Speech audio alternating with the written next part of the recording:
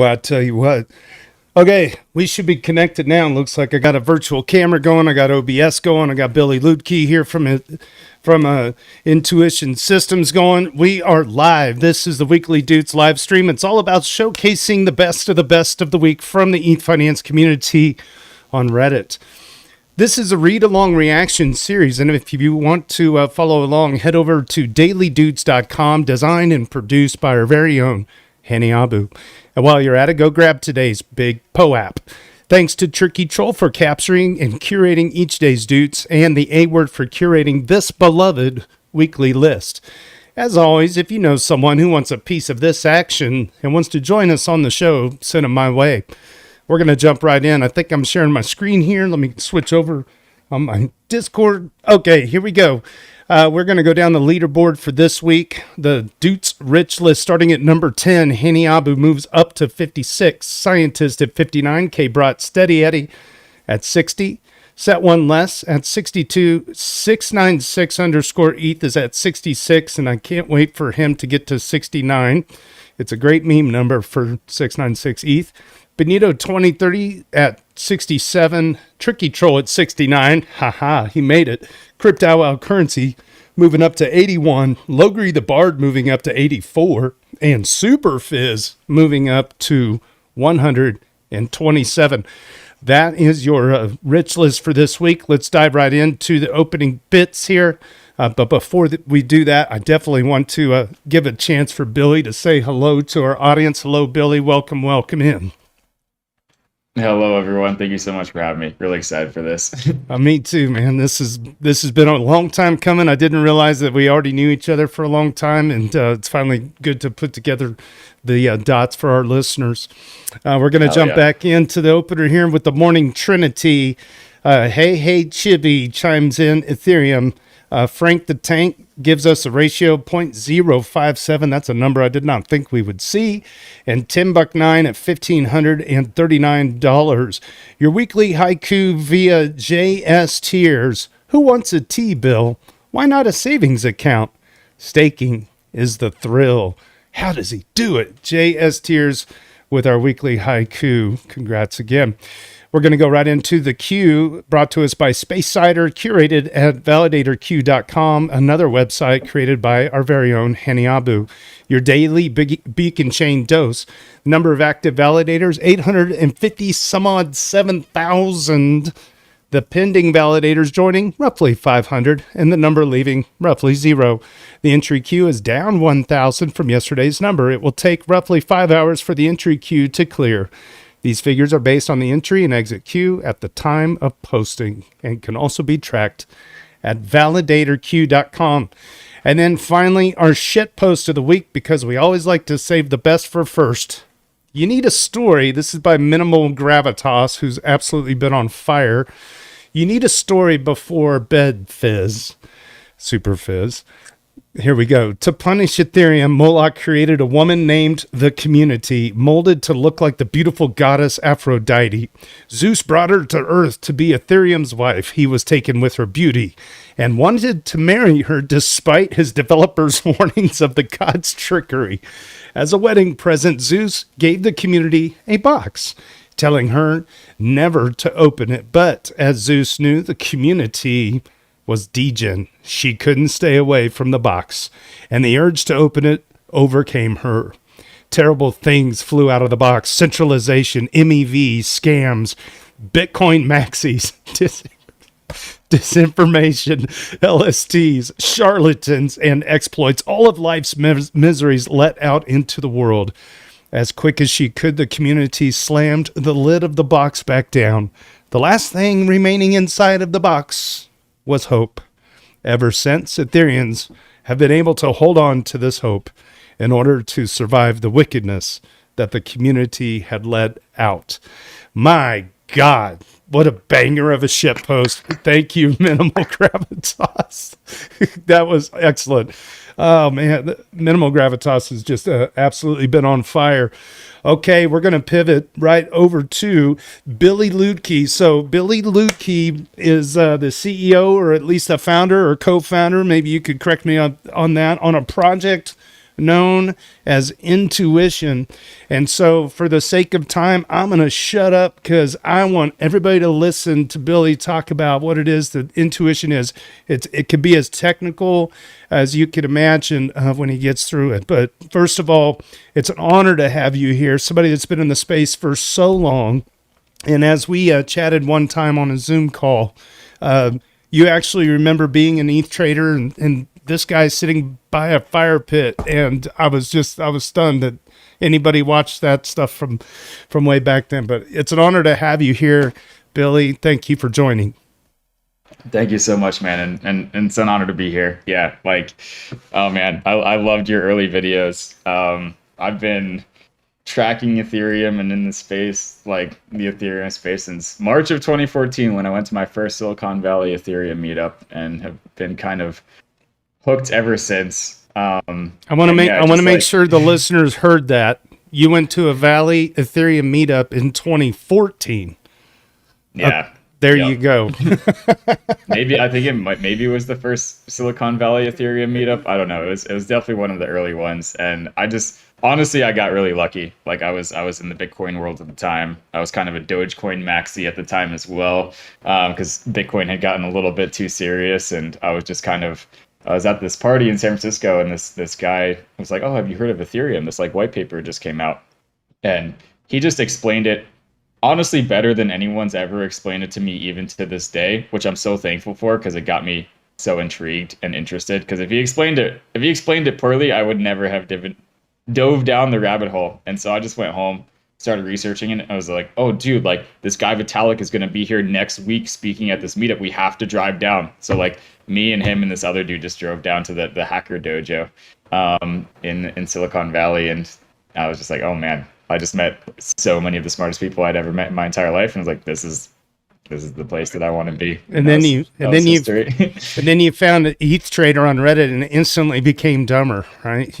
Exactly. Yeah. No, I feel like it didn't exist for a while, and then like I stumbled upon it. I don't remember when I stumbled upon it, but I was like, oh, like this is where all the price talk happens, which I should probably pay attention to, even though I'm the worst trader in the world, so all I do is buy and hold ETH, and I have still held all of my ETH forever. So I don't mess around with the whole trading thing too much, but it is fun to ride the waves and to pay attention as much as I have the time to do. and then ETH Trader eventually broke off, and then Ethfinance was formed. But I don't know if you remember those early days. I mean, it was like that was where Anthony Sassano and Eric Connor and DC Investor and David Hoffman and Ryan Sean. I mean, that was just kind of where all these usernames hung out, and then these usernames have branched out. So from those early days, what was your first job in the space? What was your biggest like career like level up that you felt like personally you are here forever in this space? What kind of tell us a little bit about your career journey moving up too? Totally. Yeah. So I was early in my career working as a financial services technology consultant for Ernst & Young. And there was like 5 of us at all of E&Y who were just like very into crypto. And crypto was just Bitcoin at the time. And so. And you knew of Paul Brody before he became. I knew of him because he had these like YouTube videos where he was doing these like IoT devices when he was still at IBM. I think it was like a washer machine. He's like, what if the washer machine could purchase detergent when it runs out? And like that's how I like knew of him.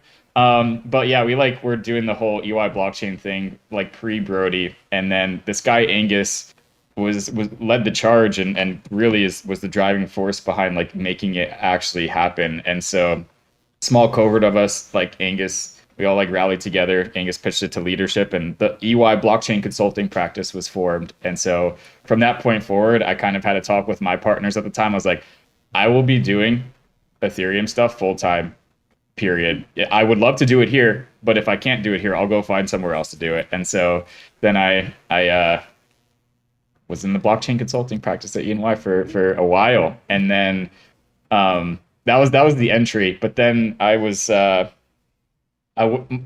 Microsoft held this event.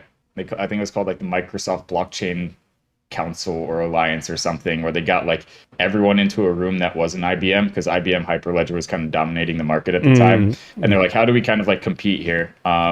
And at that, I met Joe Lubin, and I met Andrew Keys, and I met this other guy from Consensus, Andreas Wallendahl, and just kind of had lunch with them. And did you ever meet John Wolpert in those circles? oh yeah, I know Wolpert. Okay, Yep. I love Wolpert. I have a funny story I'll tell you privately. I was at a dinner in Soho with Paul Brody and John Wolpert, and then the guy that runs the CoinDesk news organization. Anyway, I'll tell you later. We might do it. We might do it. We might do it in the after hour. We do a lobby thing once we shut off the live stream. So whoever's left in here that I haven't put to sleep yet, I'll tell you then if it makes sense. But go ahead. Yeah, no, I'm excited for that. But yeah, so I ended up joining Consensus. I'm actually still employed as an advisor to Consensus. Been there 6.5 years now, I guess. That's Worked on a amazing. bunch of stuff while at Consensus. I didn't know they handed out 5-year plaques there. Yeah, no, like I think I'm like maybe I'm one of there's maybe like 5 of us who have survived that long. That's awesome, man.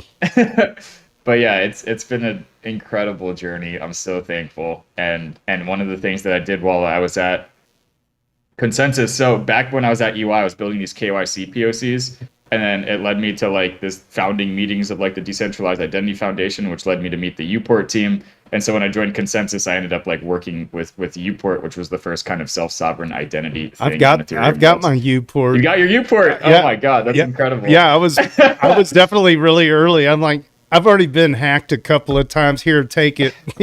Like that's so here's funny. me. Here's who I am. Help me, figure it out. I think the Uport. Go ahead. No, we did. I'm just thinking now, like we did like proof of attendance attestations, like way predating POAPs. That I think it was like one of the ethereals or something, and there was like a shirt that had like proof of attendance of ethereal on the back. And so Uport had so much potential, and the potential is still playing out because all of the people who worked on the Uport team have gone on to found their own companies and do wonderful, incredible things in the identity space. So Uport lives on in the hearts and minds of many. But it was neat. Yeah, it was too early. Yeah, and that's kind of how all of this is, right? Amazing products that are 10 years ahead of their time branch out into like smaller, useful projects that kind of run and no one knows about it, but it's actually being adopted. And what's funny is like so much of this space now is like the headlines and the adoption don't move price at all anymore. And it's like that's when it's starting to be woven into the fabric of things. And it's just all those big brain teams that were putting together amazing products, when they separate out, then they get to rediscover and refine the real needs to fill the real wants and desires of, whoever's the customer is at that point. Yeah. So, and I think sorry, go ahead. Well, I was going to say, so from there you moved on, and now is this bringing us closer to intuition, or is there some more steps? Because I think you mentioned MetaMask at one point also.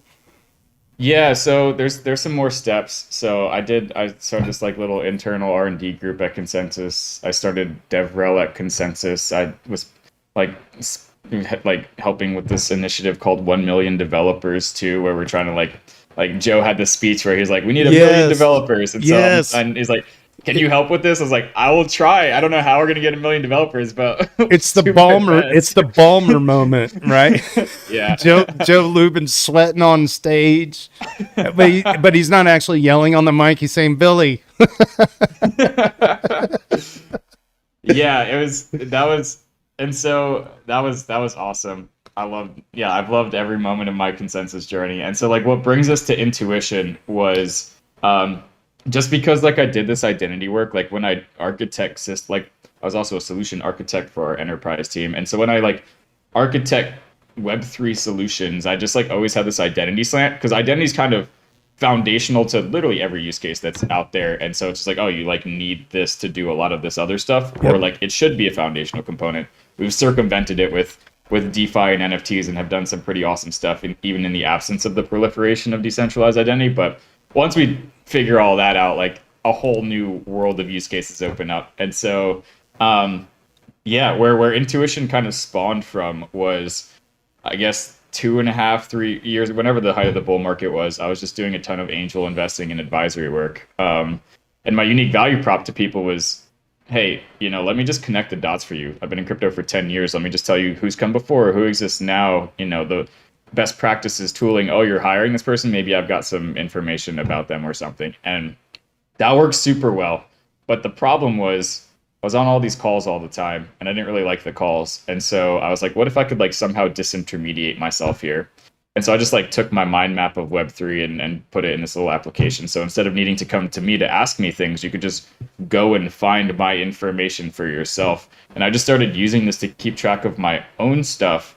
And in keeping it, because like I had 1,000 browser tabs open, like 1 million bookmarks. I still have this. And I like use Roam Research to take notes. And sometimes I tag things with things properly, but it just doesn't work. Like everyone's so disorganized, honestly.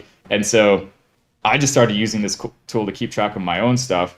And in keeping track of it for me, it also kept track of it for my portcos and my clients. And then also my friends. It's like onboarding a new friend to Web3, they're immediately going to get scammed if you don't handhold them through the entire process. It's like, all right, here's like the real MetaMask website. This is what you do. All right, seed phrase. Like your video should have existed 10 years ago that you just published this morning, because they don't know what seed phrases are. They put them in raw text on their like desktop and just like, oh my God, this is wild. And so you gotta really handhold people. And so like this tool helped. It didn't solve that, but it like helped a little bit. Just like, oh, you're like bridging from Ethereum to Avalanche. Here's the bridge you use. Here's the AMMs once you get there, because it's not Uniswap and SushiSwap anymore. It's like Trader Joe and Ping. So just like navigating Web3. So it was just me curating this knowledge graph, and like I onboarded like 2 more people to kind of help me do it. But like, And this was just to sort out your shit.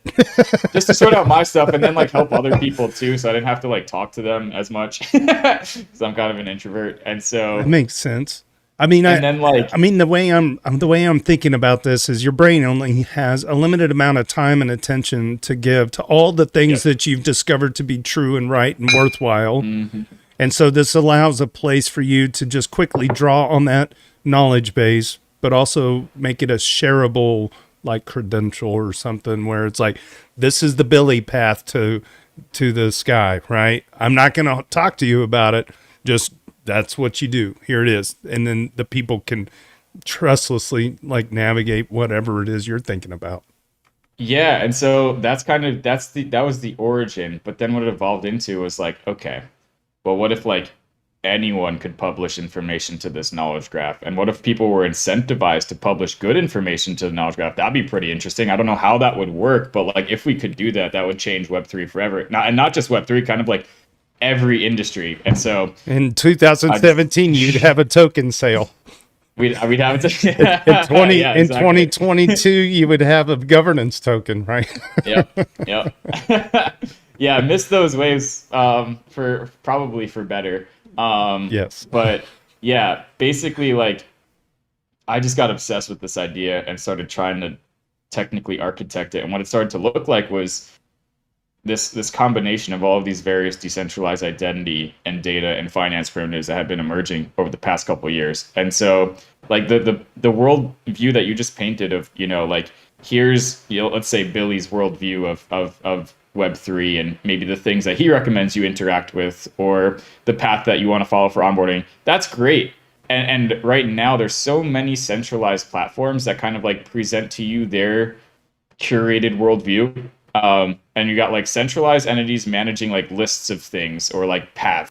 But what if like it wasn't like that? And what if we could kind of collaborate in a permissionless way and arrive at social consensus around what are the things that you want to be interacting with and when and who should you trust and what should you trust and all of that. And so that's kind of where we came from, and it's also kind of where we're going. So I can go into like esoteric rants about like more of this, but at the end of the day, what intuition boils down to is this kind of large, open, decentralized, permissionless knowledge graph of information about all things that's composed of attestations. And attestations and verifiable claims are like big, scary words sometimes, but all it is just signed data. It's like, okay, now that everyone's got a private key, now that we've got the proliferation of PKI because of Web3, we can, like, people have self-sovereign private keys to sign things with. And right now we're signing Ethereum transactions with them.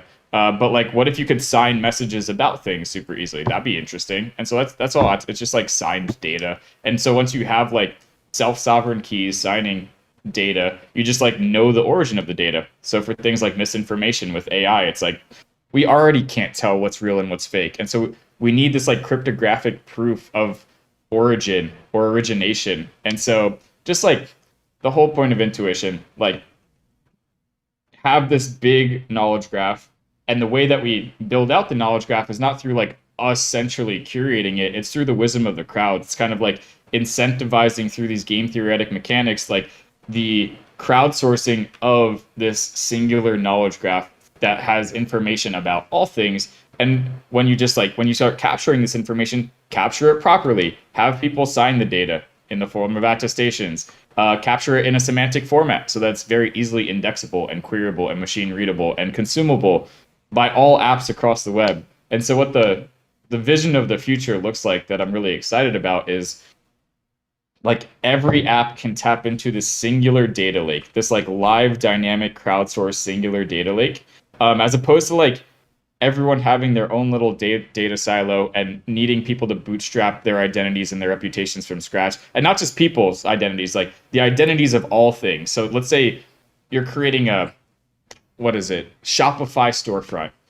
Like you create the identity of the product from scratch and you type some like strings into some fields, and it's just like that product probably has like an identity in the real world, and like that identity is probably in the form of many disparate fragmented digital identities across many different storefronts. So like what if everything had just like some digital unique identifier? It can be decentralized or not, but ideally decentralized. So a unique identifier for all things, and then structured semantic metadata about those things in the form of attestations. And then any app can pull in that information for anything they want. So we're not like we don't have this massive duplication. We don't have this massive fragmentation and all of these like disparate data silos. It's like everyone publish your stuff to one spot. You can have your own data stores. It's just kind of like a mapping of where all the data lives so you can discover it more easily. So everyone like map your stuff over here or publish it here, and then everyone can read from here. And you can encrypt the data if you want, so you're not giving up your data moat. That's okay. You can charge people to read your data.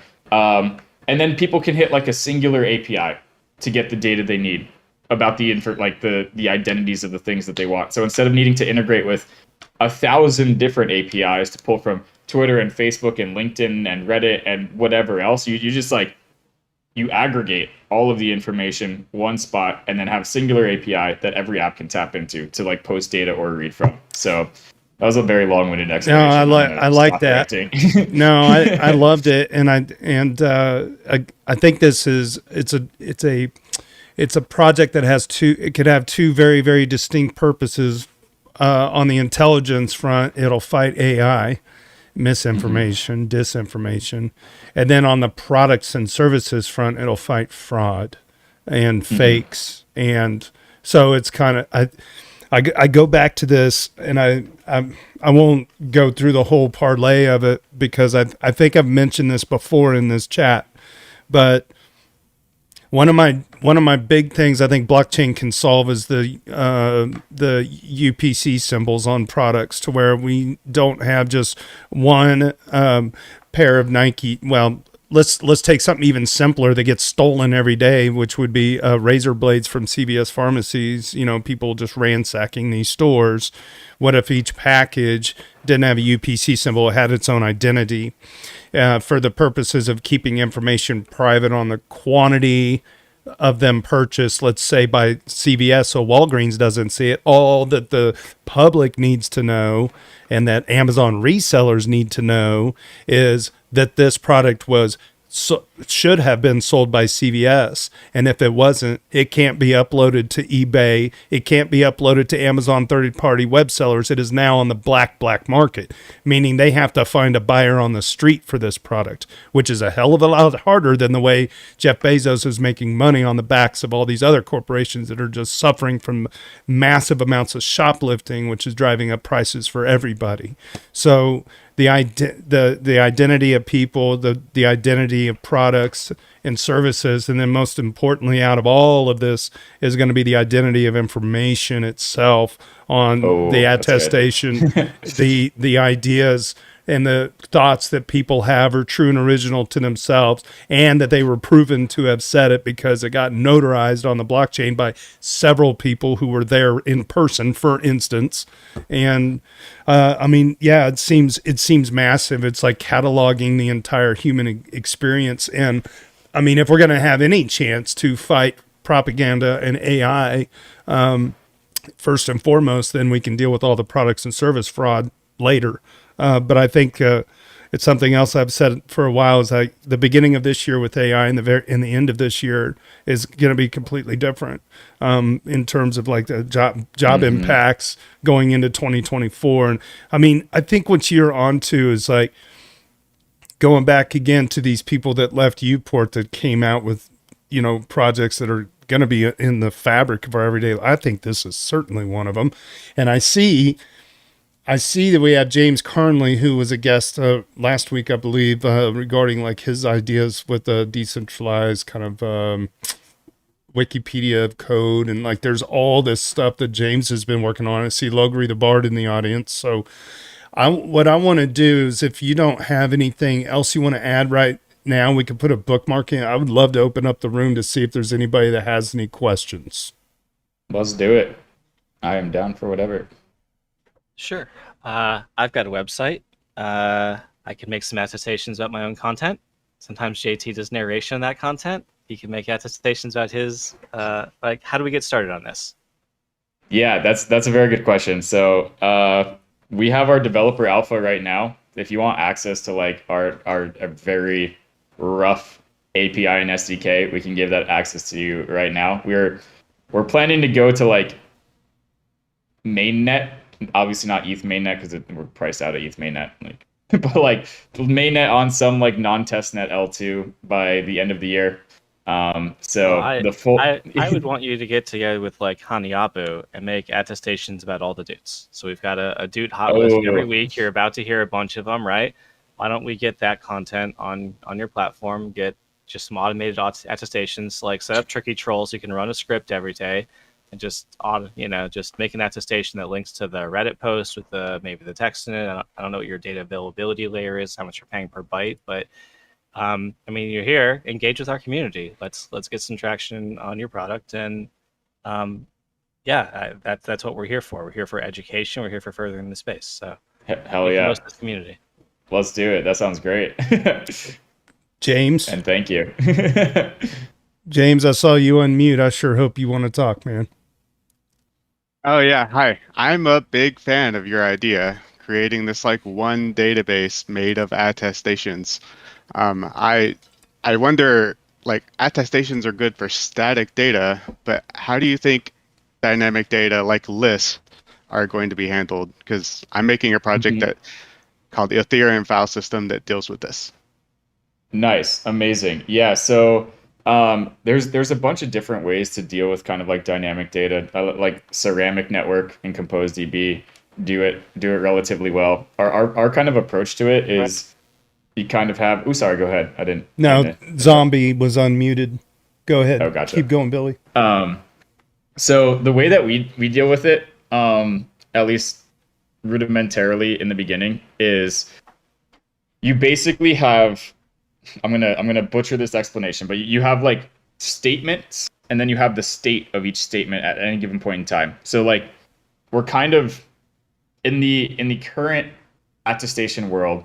Every time you want to make a statement, you're like creating maybe the same object that already exists. Like you're saying that. Let's say I want to claim that I'm JT's friend.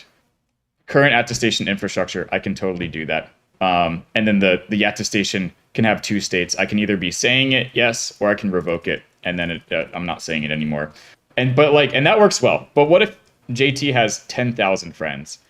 Then what happens is you have 10,000 discrete objects all saying the same thing. Like it's like Billy, friend of JT, other person, friend of. It's like the same data replicated 10,000 times. And so in our system, you have just the statements. It's like JT has like one statement about him that's like, is friend of JT or something like that. And then people can say, yes, I am, or no, I am not. And you can just like arbitrarily change your state with respect to what you're saying at the time at any point in time. And so you do have kind of this like time sequenced like inventory of state changes that have happened over time. So you can't like erase the past, but you can change like what the present state is of anything. So like, let's say I really like this coffee mug right now, and I say, yes, coffee mug, good. And then tomorrow I'm like, I hate this coffee mug. I just like change the state of like the present state of things to say, no, Billy hates coffee mug. So you can just like change the state with respect to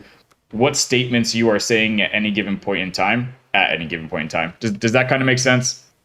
It's a depend-only stream. It's what it sounds like to me, which is just like any blockchain. Any blockchain says, Logri has 1 ETH, and that's like, oh, Logri has 2 ETH, but it never goes back in history or wipes anything. It's just an append-only stream, and you're changing the state with these transitions, like a state transition function.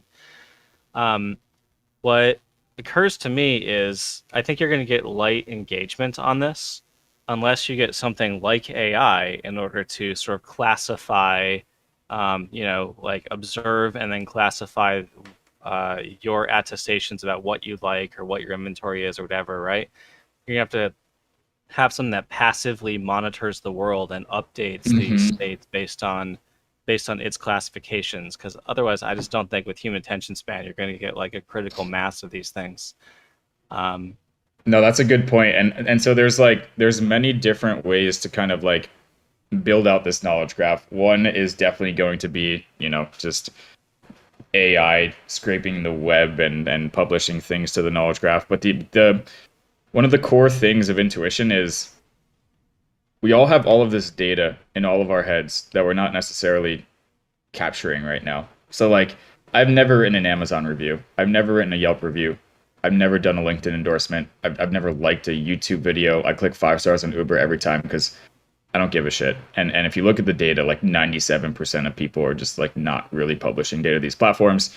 And then conversely, we all use that data to make decisions. And so the problem isn't that the data doesn't exist. The problem is that the data exists in our heads and we're not necessarily expressing it. And so I think it's like, to your point, I think it's absurd to expect that people are going to make attestations about things. And that's kind of the problem of the attestation ecosystem right now is you don't have anyone creating kind of like peer-to-peer attestations. You have organizations kind of issuing claims or credentials about things because they use it for airdrops and other like access control or other purposes. But you don't have people claiming things about things. But if you come to me and you ask me about like a restaurant in Puerto Rico, I could tell you about it. Or you ask me about a person in Web3, I can tell you about them. But the data is not captured anywhere in the digital realm. So like a main point of intuition is to try to like incentivize the extraction of a little bit more of this information from people's heads and get into digital realm. And so like the hope is that we can get people wanting to make claims about things. It's going to be hard. And that's kind of like the hard problem that we're trying to solve, is just trying to capture a little bit more of this data that's not presently captured anywhere. It's like, yes, let's pull all of this data from Web 2. Let's go to where people already are so we can, swap out the like button on Twitter for an attestation. Like every button on every website should just be an attestation. So capture all that stuff, but then also try to capture the stuff that we're not capturing yet. What are you using for your data availability layer? So we use like Ceramic Network and ComposeDB for all of our off-chain like heavy metadata. And so it's like what's stored on-chain is, and we're just going to be TBD, like what chain we use. It'll be deployed to some EVM-based L2. Like what's stored on-chain is very minimal stuff. So you store references, it's just kind of like NFT architecture. You store like on-chain references to off-chain data, and then you store like the relational mapping between things. So you can think of our kind of like graph as like a neural network. So you've just got nodes and edges, and the nodes and the edges are each kind of like a reference to some off-chain thing, and then the connection between the nodes and edges are stored on-chain. So like then all of the tokenomics also kind of like happen on-chain, and then all of the heavy data pertaining to those things is stored on Ceramic Network and ComposeDB right now. Very similar to what James is doing, actually. He's got nice. basically the equivalent of the Pirate Bay magnet links is what's actually being stored in the DA layer. Oh, sweet. Then, right, yeah. and it goes to IPFS to host what you call the nodes in your description. I want to be there for the ribbon cutting ceremony if James and Billy meet in real life. Can I? Honestly, Yeah. dude, I love the decentralized Wikipedia idea is so good. It was like the first thing that I wanted to do with Ethereum because it's just so absurd to me that like the victors write the history, and like sure, Wikipedia is maybe objective in a lot of places, but who knows? And they can just change whatever they want, and I just take it as canonical truth now. And so I think it's one of the most needed things in society right now, especially as we enter this like very weird era that we're entering into. They were Our version of Wikipedia is going to be bullish on Ethereum. So that's objective. totally unbiased, but we're going to say that. Exactly. The unbiased truth. There's certain truths that must never change, right? It's I see Colfax has joined us. Good to see you, Colfax. Welcome in. I know Colfax. Colfax was with Get POAP for a while, among other things. Good dude. Are there any other questions for Billy before we move on to this week's I have Doots? a question. Go ahead. So first, you're building on top of the Ethereum attestation service, right? And second, do you see this as a public good?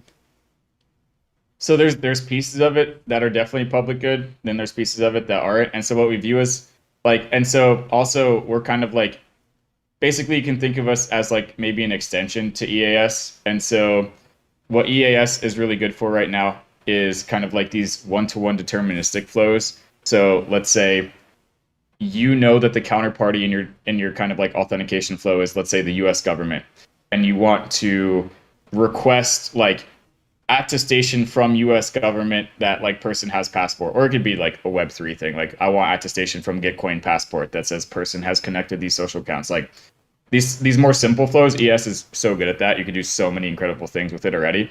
Where it starts like falling short right now is when you enter this world of like complex reputation. So I want a bunch of different data points from a bunch of different people to make a decision or arrive at a conclusion, not just like one trusted entity issuing a credential about something. And so that's kind of like what we're trying to like extend the current attestation architecture with, is like this ability to very easily query across the entire attestation set to like compose these things together into these complex reputational models. So like, I hope that was a good explanation of that. And then shit, what was your second question? I forgot.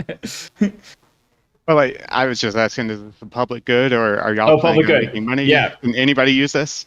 Yeah. So basically, like the lower layers, and anyone can use this. The lower levels of the stack we're kind of viewing as public good.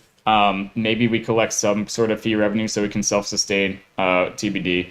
But then like where it becomes maybe not public good is a little bit higher up the stack, where, okay, you've got all of this raw data. You've got people claiming things about things. Most people probably don't want to look at like the raw data itself. And so just like you've got like Dune and Nansen and others where it just like helps you make sense of the data a little bit more. We envision like there being the possibility for us and others to play higher up the stack and like help people make sense of this data once it exists. So like low level raw data will always be free to read. Like we will never charge for like reads of the raw data. People can encrypt that data that they're publishing and they can individually charge for it. And maybe we provide the tools and services to allow them to easily like handle this like monetary flow. But like the reads of the raw data, always free. But then higher up the stack, it's like, okay, we got to spend a bunch of time and attention and energy building tools to help people make better sense of this data. Maybe we can monetize that layer of the stack. So it's a little bit of both. Cool. Yeah, it's good to hear. As long as everybody can use it, then we can build on top of it. Yep. Really build some cool stuff. 100%. Yeah, and that's the goal. We kind of view ourselves as just kind of like, we're trying to create an ecosystem. Like at our core, it's like the protocol and the middleware, like much of which we view as kind of a public good. And then we're also kind of, I think what we've seen in the past is it's really hard for people to make sense of like the protocol and the middleware unless you have some really good application specific use cases on top. And so we're kind of also playing a little bit in the application realm, at least at the beginning. And then the goal over time is just increasingly become this like thing that people are building on top of, and we don't necessarily have to build all of the apps on top. But yeah, that is the goal. Get everyone building on top of intuition and integrating with it. This is exciting. I'm so glad that you were able to carve out some time in your busy schedule to hang out with us and let us know. And I would love to invite you to hang around if you can. We're going to go through this week's Doots. And we always love to have our guests be the color commentator if you are so inclined. But this is actually a group participation chime in. Basically, I'll read Reddit so you don't have to, and then we can reflect if there's anything to add. If not, we just move on. All right? So go ahead, JT, Logri. I have to go in about 5 minutes. Can Sure. you get to my Dupe before I top off? Yeah, let's start with Logri the Bard. Let me get it pulled up for you. Yeah, this is great. Logri the Bard, it's down the list a little bit. Logri the Bard describes economic coercive systems. I've written several times about economic coercive systems before. I'm trying to polish a more simple way to introduce this concept and how blockchains help form these systems. To start with, let's create an evil smart contract, those are our favorite ones, whose only goal is to grow the set of participants in it. The only thing is this hex? The only thing we need for this to work is a way of turning money into something universally unpleasant to a target actor. Ooh. In the simplest case, I'll just suggest an assassination contract. Next, we create an evil conspiracy of initial participants to fund this contract. All the contract has to do is target some unlucky sap who isn't in the contract yet, inform them of a pending assassination contract, and tell them to join us or die. Joining us includes streaming money to the contract so that the contract can grow faster. If the target dies, then the ratio of participants to non-participants will still marginally increases. Now, we run this until everyone remaining is in compliance with the contract rules. This describes a minimal viable mimetic rule system. The penalty obviously doesn't have to be assassination. It just has to be enough that for whomever the current target is, they are incentivized to join according to their objective function. The penalty I describe in my human coordination post is economic isolation rather than assassination. The initial participants expose themselves to economic pain from the fees they pay to the contract. This is the cost of expanding the size of the network and punishing defection. The value add of this cost depends on the value of each new participant of the network. Due to Metcalfe's law, we expect a superlinear value add for each new participant as the network grows. Therefore, there is critical mass of initial participants required to bootstrap such a solution, but once that is reached, the stable equilibrium of the system is to dominate. Contrast this to networks that tend to fall apart or fail to achieve their goals because there is no leverage against defectors. For example, boycotts fail to work because all the negative consequences are directed at the seller, not at anyone defecting from the boycott. Strikes fail when scabs are brought in whom the strikers have no leverage against. A blockchain solution can have universal leverage because it acts on the unified monetary rail, which is quite unique. Now, in this simple evil smart contract, there is no inherent value to the network. That's Metcalfe value F times N equals 0. Hopefully I said that right. I took algebra twice. I loved it so much in my freshman year. But in economic times, there is. We can layer other rules into this base mimetic rule system that can result in a net positive situation for the initial actors on a long enough horizon. The rules can include things like environmental protection, nuclear disarmament, or UBI. Once widely adopted, the result is a class of fail deadly system that punishes both those that disregard the coercive rules and those who don't participate in punishing said defectors. There will always be some players like North Korea who choose to try to go it alone. The goal of an economic coercive system is to try to make them as poor and disconnected as possible to either minimize the harm they can do or compel them to join the coercive network and play by its rules. By the way, if my evil contract sounds insane, it's basically just taxation, plus the police that enforce taxation by throwing you in jail instead of killing you. If you say you'd never join such a system, you already have.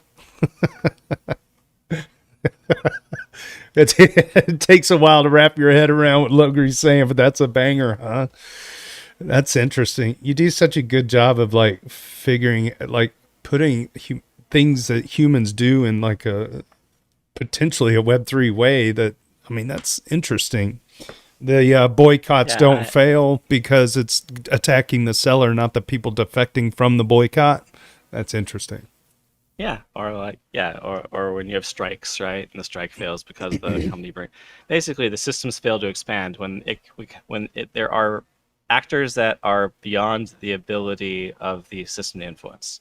So like a military stops expanding like Rome once like it hit logistics networks and it could no longer project power past that point, right? Like these systems of join us or die, they expand until they encounter some set of participants that they can't leverage influence against for whatever reason. So I tried to write this one in kind of like an ick-inducing way. Like the deeper you get into it, you just from the start, it's like an evil contract, and you're like, oh no, this thing could actually take over, and look at how simple the rule system is. And then we go like, that's so like anti-Web3. What about consent? What about all the stuff of morality? And we just cast all that aside. And then at the end, I'm like, this is one of those rabbit hole moments, right? You get in there and you get into the rabbit hole, and then when you come back out, the world as you know it looks like deranged and insane and evil, right? It's one of those beautiful paradigm shifts in a few senses at the end. It kind of dawns on you like, oh, this isn't actually new. This thing that I just like learned to hate, this is something that's been here my whole life. Thank you. Real quick, I've been told that my volume is low. It's a Discord thing. I went and looked at the YouTube last week, and the OBS is bouncing good on my side. The mixer's good on my side. What you could try to do is right click on me. And I think maybe it's because I'm streaming and all that other stuff. Right click on me and adjust user volume if you need to bump me up a little bit. Other than that, I may try to restart Discord. Excellent. Thank you, Logre. I think we'll move on unless anybody else wants to chime in on this. Okay. I don't know what the etiquette here is, but the etiquette is you're here. that was so good. Yeah, the etiquette is you're our guest. You can color commentate on anything you want, as well as anybody else, but especially you, Billy. Very good. Thank you. Let's see. The Hans Gruber going to the top of the list at dailydoots.com. Don't forget to get today's POAP. That $5 POAP goes to public goods, courtesy of the EVMavericks. The Hans Gruber shares their last week of validating on the Haleski testnet. 1 week of Haleski testnet operations, 50,000 Genesis validators split across 15 or so giga nerds from across the Rocket Pool Discord. I have several thousand running on a Ryzen 5 5560U with 32 gigabytes of RAM and a 2 terabyte NVMe. The CPU is tuned to 25 watts in the BIOS. That's awesome. I've got the watt meter hooked up now, and I'll be monitoring total system usage and see what it averages out to. The goal is to tune it as low as possible without borking something. Every time I see the word bork, I think of the Swedish chef on the Muppets. The current usage is about 37 watts, but it just booted back up and syncing. Mainnet NUCs are around 15 watts. God, that's crazy. Still kind of crazy to think one could secure $150 million worth of the Ethereum network for 37 watts. It's like a medium-sized solar panel and a battery inverter setup could do this for years. Greenpeace, eat your heart out. How about Bitcoin maxis, eat your heart out? Something I didn't consider before operating this node was the time it takes to load keys. It's basically instantaneous with a couple validators. With several thousand, it takes roughly 30 plus minutes. You got to reboot about 30 minutes before everything is kosher again. ETHstats is not reporting, ? A quick ETH Docker up cycle takes 10 seconds, but then 30 plus minutes to fully load the keys. Actually, this makes me think I should just try restarting the execution container instead of the whole shebang to see if that works for ETH stats. And he goes on from there. A random side note, about an hour ago, one of Superfizz's validators proposed a 3 ETH block straight to the smoothie pool. Thanks, Fizz. My non-proposing freeloading mini pools appreciate the help. And that is courtesy of the Hans Gruber. Thank you, A-Word, for adding that to the weekly list. I always like to see that update. If anybody wants to chime in, now's your chance. All right. Bob Rossi urges ARB token holders to vote on self-interested Lido proposal. If you own any ARB, I urge you to vote in the Lido grant proposal, and there's a link at dailydoots.com. I know DAO governance isn't very sexy, but it's really just going to take 2 minutes of your time for something I know the majority of the sub feels strongly about. The TLDR is that Lido is looking to get ARB from one of the grant programs running. They're requesting 4 million ARB, which is about $3.6 million worth today, essentially to use it to increase liquidity of their liquid staking token on the Arbitrum chain. I'm voting no. I listed why on the forum. I'd link, but it's blocked on Reddit. That is a fact, friends. If you link anything to Arbitrum, it is shadow banned across Reddit, which makes no sense to me, because I think Reddit is actually using the Arbitrum chain for their community points crap. This is the world that we're dealing with on Reddit. But here we are. We refuse to turn off our fax machine. Well, anyway, I'd also add their request is for 8% of the entire grant program.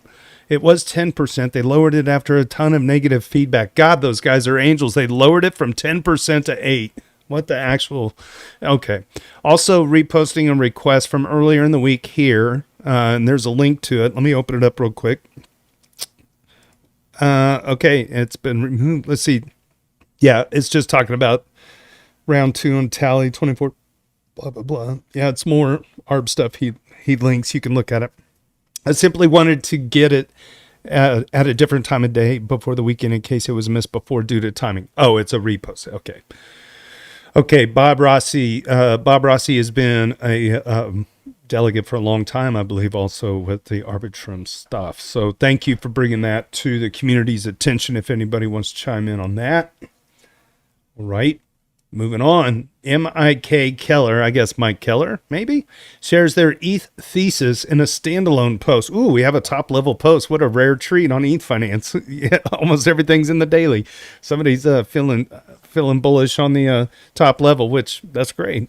Let's see, TLDR, let's see.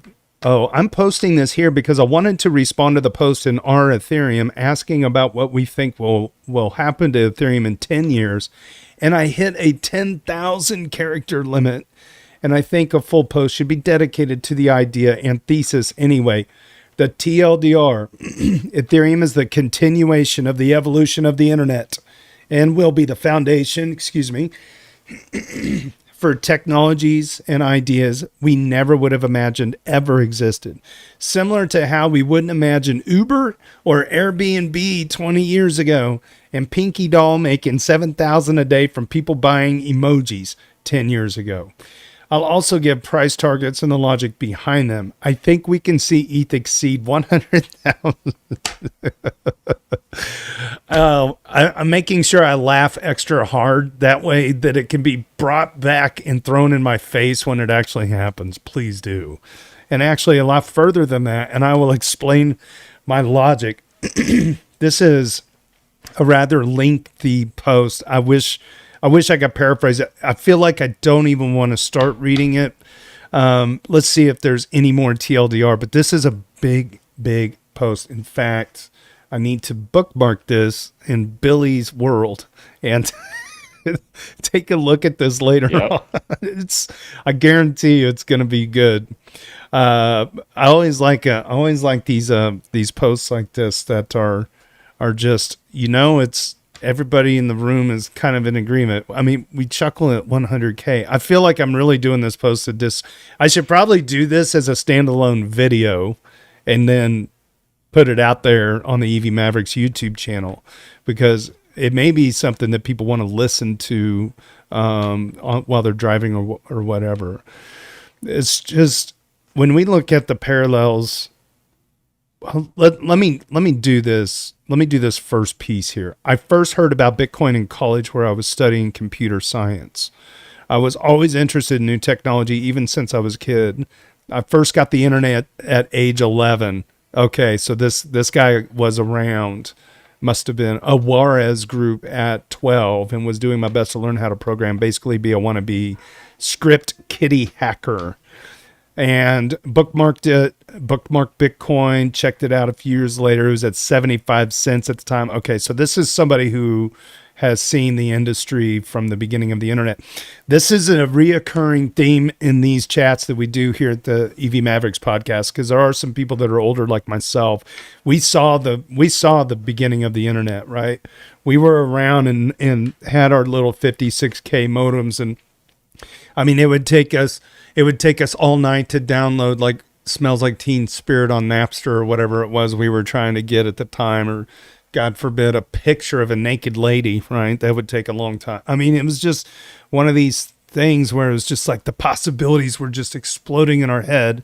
And then you had this .com bubble thing happen, and you know, $300 million for a place called pets.com. Well, guess what? Pets.com is still in existence, right? Just because things bubbled up and came down didn't mean that those projects didn't, like Uport did, you know, flourish into even more. Now look at the value that moves across the damn internet every day. We just take it for granted like it's a public freaking utility like gas and water, you know? It's our information pipeline. And so and there's the line right here. Here's where Ethereum came into the picture. So as I mentioned, it was impossible to redesign the internet or a new set of protocols before, because not only would you need to get everyone else to adopt it, any company that would try to set off on this venture would also need their competitors to adopt the tech. And the inherent incentive mechanisms for for-profit companies just naturally prohibit this by market forces. If they're building it and making money, then why don't we? This prevents it from getting off the ground adoption-wise and financially speaking, and therefore never makes any sense to pursue. So they're probably talking about the siloed versions of the internet, such as AO America Online. And I was a Netscape Navigator, kind of one of those two, where it was the web as a service. And, you know, it was this idea of, oh, there's these services that you could get your news from here, you know, and it's like, but it's also your mail, but it's also this and that, but you wouldn't want to connect your bank through AOL. So I think what they're getting at is this open source protocol. I won't speak any more to this. I don't know if anybody did get a chance to read it that wants to chime in. Okay, I'm definitely going to bookmark this. So thank you, Mike Keller, for bringing your big ass plus 10,000 word post over to our Ethfinance. It'd probably get downvoted on our Ethereum anyway. I don't know. We're very glad that you could make the weekly Doots. So thank you again. Let's see. Moving on. Yeah. The Cryptos and the Bloods, username Cryptos and the Bloods. The Cryptos and Bloods asked for comments on a Crypto Critic's latest release, and Turbojet Megachrist makes a fair judgment. That's why I love this community. Has anyone read the new Zeke Foe, Bloomberg Reporter crypto book, Number Go Up?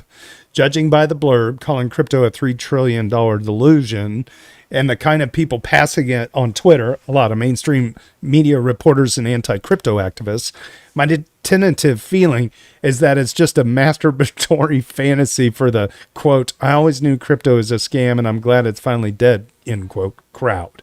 Can anyone tell me if it's actually worth reading? And if it's just a polemic anti-crypto rant, fair enough, the guy is entitled to his opinions. Or if there are actually factual inaccuracies and misleading content. Oh boy, Turbojet Megachrist responds. I listened to Laura Shen interview him. For what it's worth, he did not sound like anything like the mindless critics that point to FTX, Celsius, and 3AC as a representative of crypto values. I think he raises the very real issues that anyone in this daily thread would gladly acknowledge. The difference is that he thinks they are intractable issues, and we think solving them is inevitable. Yeah, I don't know. Billy, do you want to respond to this at all? Because we have real issues, right? There's plenty of corruption, but I feel like going back again to the early days of the internet, what did they say it was only going to be used for? Fraud, crime, prostitution, drug deals, and here we are. Yeah, I guess in that vein, I think there's like actually a lot to. Oh man, there's so much to talk about with respect to all of that, and it's like it's unavoidable, and like powerful technologies are going to be used for everything, and so we just kind of have to accept that they're going to be used for the good and the bad. Yep. And at the same time, I think it's just like it's also up to us to try to use it for good purposes as much as we can. And so, I mean, it happens to everyone. It happens like you see the money and you see the like all of the crazy stuff happening, and you kind of get like, I think a lot of people get diverted from the actual mission of what we're trying to do here, especially during the bull market. Like right now, it's very easy to get heads down and build. But I think I don't know how we get the whole ecosystem there, but if we can just get to the point where people don't lose sight of the mission and don't give money to these like things that don't move the ecosystem forward, that's when we start to win, I think, a little bit more. Because like right now, it's just all of this money is pouring into all of these like less than reputable things. And so you had, I don't know, billions of dollars pour into the ecosystem last cycle, and it's like, where did it go? Like a lot of it didn't go to like building better infrastructure or anything. And so it's kind of like it's inevitable, but it's also on us to do like whatever we can to make sure that that doesn't happen. I don't know. That's just my take on it. That's good. Yeah. Anyone else want to chime in? Okay. Yep. Yeah, we have very real shortcomings, and we have a very real future too. And I think you said it best. Like, don't lose sight. Right? We got work to do. Yeah. Just because then we were able to make one light bulb work didn't mean that was the end of electricity. We're done. Now it just takes time. I mean, it's going to take 30 years, right? I mean, to really see the rails of innovation flourish and harden into an inescapable velocity. And I think it really does kind of come down in some ways just to put products out there that beat everything else by wide margins of metrics that are irrefutably amazing, and get on with it. Yeah, we love digital money. Do we love the idea of a digital CBDC? No. So Yeah. use the protocol for other things like identity or whatever it is that fits your fancy. Very good. And I think we've done pretty good, honestly. Just like I think people like are very harsh critics of our ecosystem. They're like, oh, it's been 10 years. Like, what have you guys been doing? I don't know. I feel like we've come so far in the time that we've had, and could we have done better? Yeah, but I think we've done a pretty good job. I would never have expected the world to know about this stuff as much as it does at this point in time. And so Yep. I think everyone, especially like people like you, like everyone deserves some prayer for doing everything that we've done and everything like we continue to do. So Look at what we just read about the guy doing the stuff on testnet for 35 watts of power. Show me a fiat system, or even a crypto system that can move that much value and information and secure so much of the world on next to nothing in terms of hardware. I mean, it's an environmental. For all the climate change people that are out there, and I don't even want to broach that topic, but the plain simple fact is, it is the most inexpensive, wildly awesome way to do some computational stuff that has never been done before. We can't throw that away because SBF and Caroline or whatever. I mean, yeah, it's just objectively the right step. Like it's objectively better than the old systems. I don't see a like how it could, like, these objective trust systems are just, there's no arguing that that's not a better way to do things. And so now it's just a matter of education and a matter of building and making things stable and secure and kind of getting the infrastructure in place. But it's a matter of time. And it's a matter of like when, not if, unless we like blow ourselves up in World War III and regress into the Stone Age. But yeah. Well, that stainless steel crypto, thing that you put your seed phrase on, it'll be around. I don't know. That'll survive. Yeah. I guess the roaches can try to decipher that shit. JT, yeah, I gotta hop to. I'm a little bit late for a meeting. You're the man. This was awesome. Thank you so much for having me on. This was such a pleasure. Thank you, Billy. I'd love to make this happen at some point again in the future. You got it. We'll get you back on, man. I really appreciate your time. Have a good one, my friend. Thank you. Likewise. Bye.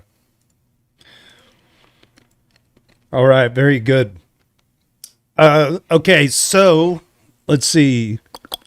Moving on. Oh, Minimal Gravitas. Minimal Gravitas again got on.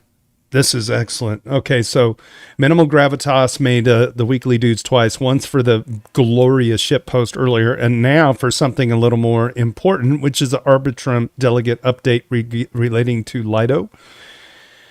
Let's see, the big Lido incentive funding request on Arbitrum is currently about 2/3 against, and there's a snapshot. Let's open up the snapshot just in case those numbers have changed. Thanks to my delegate, Bob Rossi, for voting already.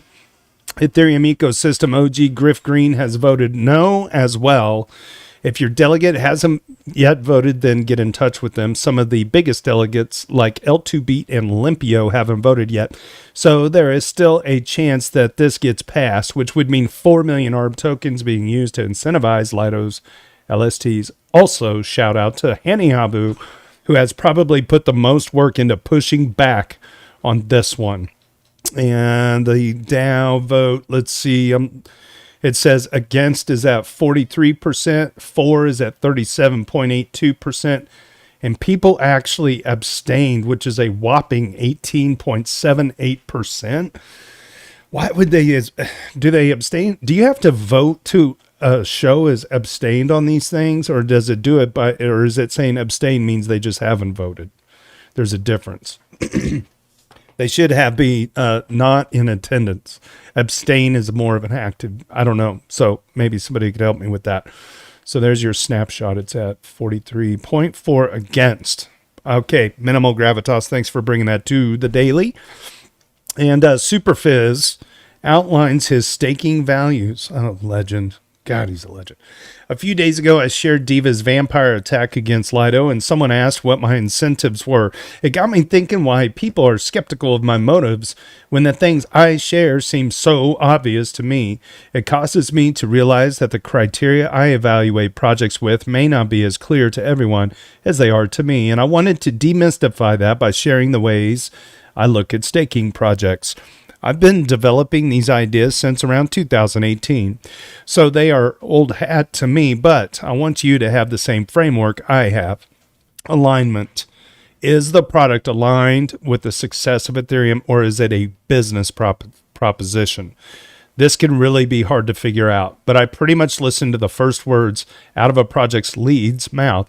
Are they talking about improving Ethereum or maximizing total value locked and profits?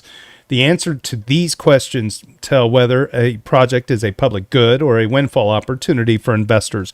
I do support investor rewards, but they ought to be within reason, and the ultimate benefactor should be the network and its users. Longevity. I look for projects that have been around long enough to know what they're getting into.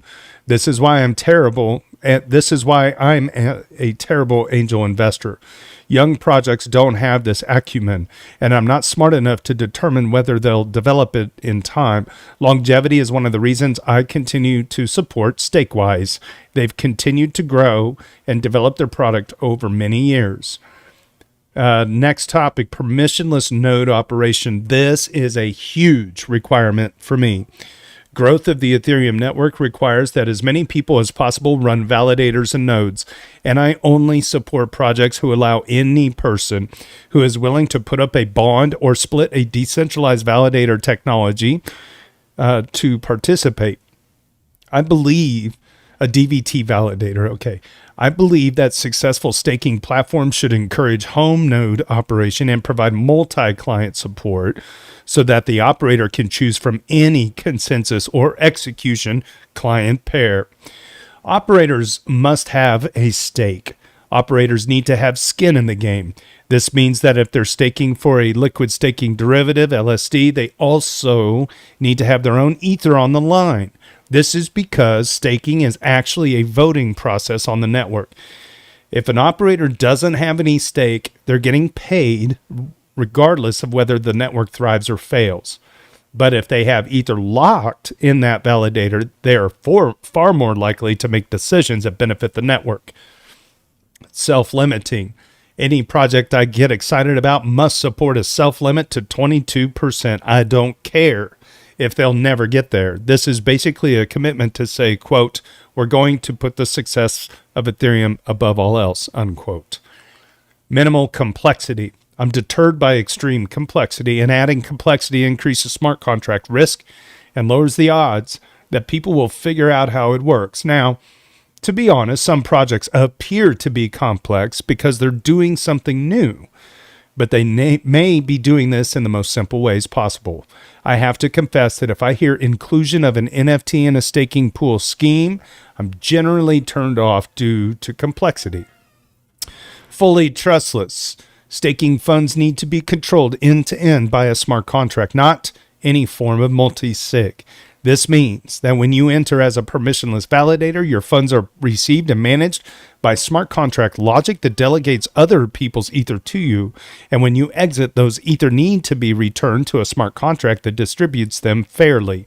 This process ought to be as transparent as possible. This does add real smart contract risk, but it's superior to human-controlled wallets. And finally, open source. Staking platforms should release code for public audit and as a public good. Our core values include open source software, and we must adhere to this as we grow. In conclusion, so yeah, these are my values and the ways I evaluate a staking platform. It's why my list is so short. Currently, I support Rocket Pool, Diva, and Stakewise version 3. You may be right to point out that my high standards have enabled shady operators to expand more quickly than quality operators can proliferate.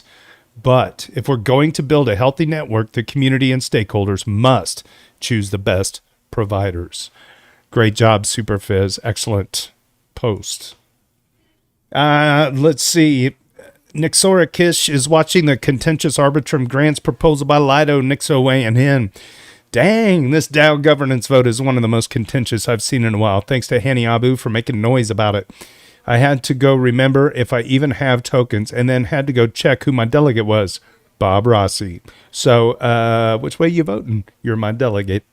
And that is from Nixo. Benito 2030 reflects on the last 2 years. Wow, okay. Benito 23 has been making the Doots a lot for good reason. Last cycle peaked in November of 21.